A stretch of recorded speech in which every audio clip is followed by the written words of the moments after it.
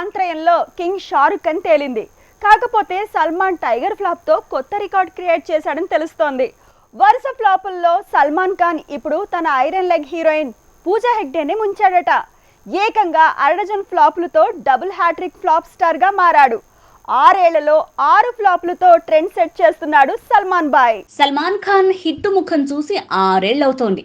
ఈ 6 ఏళ్లలో ఏడాదికో డిజాస్టర్ ని తన అకౌంట్ లో వేసుకున్న సల్మాన్ ఖాన్ త్రయంలో డబుల్ హ్యాట్రిక్ ఫ్లాప్ స్టార్ గా మారాడు. చరిత్ర సృష్టించాడు. సల్మాన్ ఖాన్ గత 6 ఏళ్లుగా ఏ ప్రయోగం చేసినా, ఏ ప్రాజెక్టు ముట్టుకున్నా, ఆఖరికి తను గెస్ట్ అపీరెన్స్ ఇచ్చినా అన్ని మటాషే అవుతున్నాయి. అంతిమ్, రాధే, దబాంగ్ 3, భారత్ ఇలా ఎన్ని ప్రయోగాలు చేసినా చేతులు కాలుతూనే ఉన్నాయి.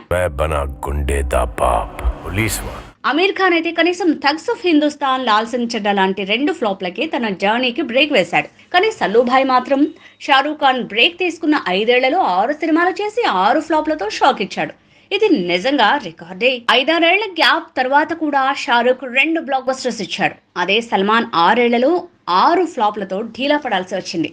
టైగర్ 3 ఏ రేంజ్ డిజాస్టర్ అంటే ఓపెనింగ్స్ బానే వచ్చినా 300 కోట్ల పెట్టుబడి రాబడిగా కాదు కదా, కనీసం బ్రేక్ ఈవెన్ వచ్చేలా లేదు. దబాంగ్ 3, భారత్ తో పాటు రేస్ 3 ఇలా సీక్వెల్స్ లేదంటే రీమేక్లు కాదంటే కలిసి వచ్చిన స్పై థ్రిల్లర్లు ఇలా ఏవి కూడా సల్మాన్ ని కాపాడలేకపోయాయి.